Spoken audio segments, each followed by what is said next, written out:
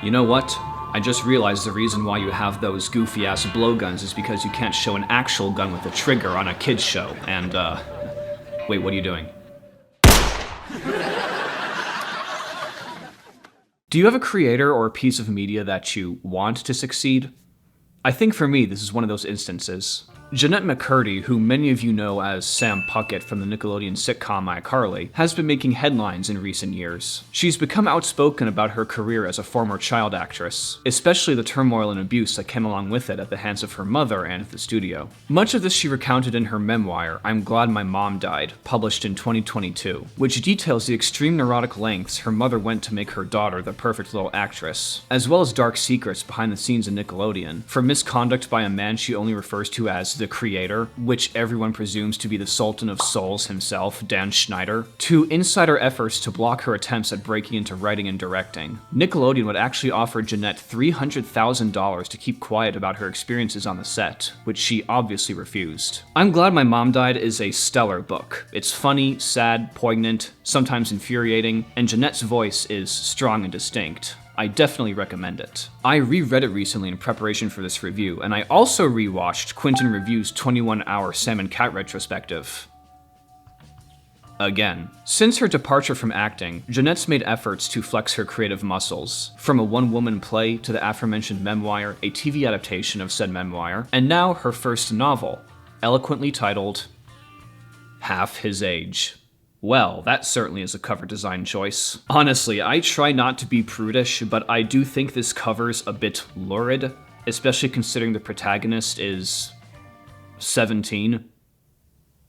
I don't know. I don't read a lot of books of this sort. Shocking, right? So maybe this cover is not anything too insane. But enough about that. What's actually inside the book? Well, as you probably surmise from the title, it's about the torrid romance between a 17-year-old high school senior named Waldo, and no, I'm not saying it, and her 40-year-old creative writing instructor, a married man named Theodore Korgy. The tension rises, Waldo's precociousness clashes with Korgy's life experience, and she begins to question what she wants, where she's going, and who she is. So the reason I want this book to succeed is because I, like many people my age, grew up watching iCarly and other Nickelodeon shows Jennette McCurdy appeared in, and after hearing about all the mistreatment she endured on set, her turn to creative endeavors seems like the best possible outcome for someone in that scenario. There's an unfortunate stereotype of child actors never breaking free from the chains of their past and becoming washed-out parodies of themselves in adulthood, and I feel any instance of that cycle being broken ought to be highlighted and supported. That said, here I don't have to gas anything up. Half His Age is, for all intents and purposes, a good book. But there's still a lot to talk about. Firstly, there were fears based on the premise, and especially the cover, that this book would glamorize a relationship between a 17-year-old and a 40-year-old. Well, I can say that this book does not do that. It instead explores the circumstances and conditions that would lead two people to fall into a situation like this. It's not an excuse, it's a study. Secondly, the writing style from I'm Glad My Mom Died carries over here, and it's one that I really vibe with. Its first-person narration is punchy and sardonic. There's a very deliberate contrast between inner thoughts and spoken words, and it handles its salacious content in a fearless, matter-of-fact sort of way that I really admired. To elaborate, despite there being a lot of graphic sexual scenes in this book, I wouldn't call them erotic. The scenes are descriptive and leave little to the imagination, but they're not written to be sexy. They're written as vivid encounters between characters that grip the reader instead of pleasing them. It's raw, not smutty. And the book's not afraid to highlight the more primal and undignified aspects of sexuality, the lengths Waldo goes to in order to slake her lust, how her addictions to junk food, online shopping, and sex are intertwined. For example, there's a scene where Waldo is hiding in Korgy's closet because his wife comes home suddenly, and it describes explicitly how she's bleeding onto his carpet, being on her period, while she's trying to stay hidden. It's uncomfortable, yes, but in a way, it's also honest. Sex is almost never like it is in porn or even movies and TV. Ultimately, we are meat sacks with mismatched parts and thoughtless inner workings. Things get weird and gross. So I hinted earlier that I wouldn't be making any Where's Waldo jokes, but That might actually be relevant. I remember being confused at first why our female protagonist was named Waldo, as Waldo is an overwhelmingly male name, until I read the book and picked up on the theme of her being lost and desiring to be found.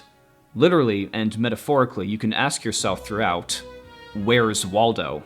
Okay, so I guess that was all bullshit. But come on, I'm trying to be deep. The curtains aren't just blue! The rest of the character, thankfully, is easier to discuss in earnest. For 17 years old, Waldo is wise beyond her years and speaks like a jaded adult, but the book is keen to explain why. There's a really telling passage about a third of the way through. What in my life is age appropriate? I bought my car, my laptop, my clothes, my gas. I pay the electric bill, I do the laundry and the dishes and the vacuuming. I've been managing my mom's emotions since I was 5. I don't spend my days worrying about what house party I'm gonna get wasted at. I worry about if water's gonna come out of the faucet the next time I turn it on. If my mom's gonna be bedridden from a breakup and I'm gonna have to drop everything in my life to be there for her so she doesn't spiral so bad she loses another job. None of that's age appropriate. When you combine this grown-up mentality wrought by lower-class struggles with the insecurities and indignations of a hormonal, angsty teenage girl, you get kind of a unique combination. Someone with the ability to act out, the experience to act out in bold, self-assured ways, and the capacity to recognize that it's somehow both right and wrong. It's a complex, modern, and intimate look at a character in this situation, and it makes for a very engaging story. You, as the reader, are thinking, yeah, this is definitely wrong, but Waldo's ethos and confidence insists that everything actually feels right, and you're thinking, well, maybe she's got this. But then something happens and you're like, holy fuck, she's 17 and he's 40. Blech. It's a great example of an unreliable narrator. How much of it is really happening versus filtered through the lens of someone like Waldo. Good stuff. My big fear for this book is that it would be a thematic and stylistic retread of I'm Glad My Mom Died, signaling that Jennette McCurdy might only know how to write one thing. And my fears were, for the most part, alleviated. As previously mentioned, the writing style is identical to the memoir. From the formatting to the narrative voice, to the very short chapters that make the book feel like a series of vignettes rather than a complete story, to even little details such as things going on in the background that connect to what's happening in the foreground. So if you liked that in I'm Glad My Mom Died, then you'll fall comfortably into this novel. If not, then I could totally imagine the reading experience seeming repetitive and annoying to you. Waldo's relationship with her mom is, again, a pivotal point in the novel, and although there are parallels between Jennette and Waldo's mothers, such as impoverished backgrounds, neurotic self-obsession, and contradictory behaviors, the actual dynamic between mother and daughter is different enough. Waldo's more independent. She's someone who learns and grows by watching her mother and doing the opposite, while subconsciously embodying her mother's less desirable traits. There's some personal experience that goes into how Mr. Korgy is portrayed, as Jennette describes being in a relationship with an older man in her memoir. But they're largely different characters, and the way Korgy's arc progresses is organic and original,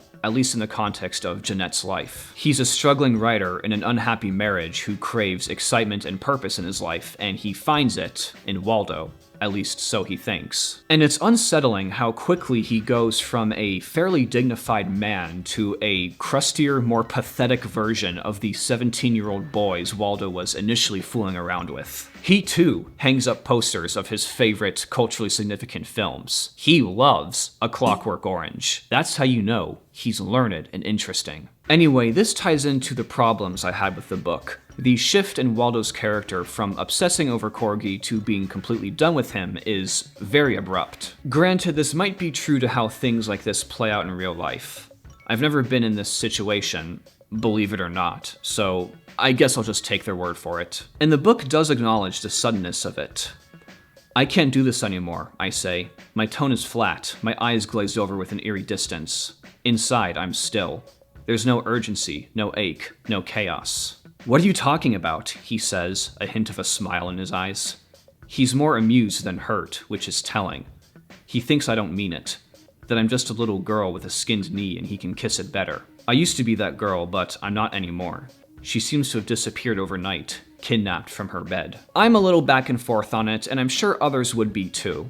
but there are some things that could have been polished better. Waldo has a friend named Franny who serves as a foil to her, someone who's naive but content with her path going forward. There is a scene where Waldo confesses to her that she's having an affair with a 40-year-old man. The "he abused you" line is invoked, but this doesn't really go anywhere and isn't resolved by the end of the novel. It could have been cut and nothing would have changed. In fact, the repercussions of Waldo and Korgy's affairs on the other characters is never really explored. For example, Korgy eventually leaves his wife Gwen for Waldo, yet all we hear from Gwen's end is secondhand info from Korgy. I felt that deserved more attention. Spoiler alert for the ending, skip here if you don't want to hear it. After Waldo abandons Korgy at the airport and catches her mother reneging her vow to not get tied up with men, she drives off into the distance, saying how she doesn't want for anything and that just being herself with no distractions is what she needs. And all this is wrapped up in a handful of paragraphs, thanks to these short, fragmented chapters. I would have liked something more interesting and original. It's not a bad ending, just a generic one. But these are minor complaints, all things considered. Half His Age is a good book and a solid first novel. I recommend it to anyone looking for a grittier spin on this sort of romance, for lack of a better term, for anyone wanting to continue supporting Jennette McCurdy's career, or anyone just looking for a story that's personal yet impassioned. Time will tell what Jennette does from here on out. I'd love for her to tell more diverse stories with different writing styles, but if this sort of thing becomes her niche, that's okay.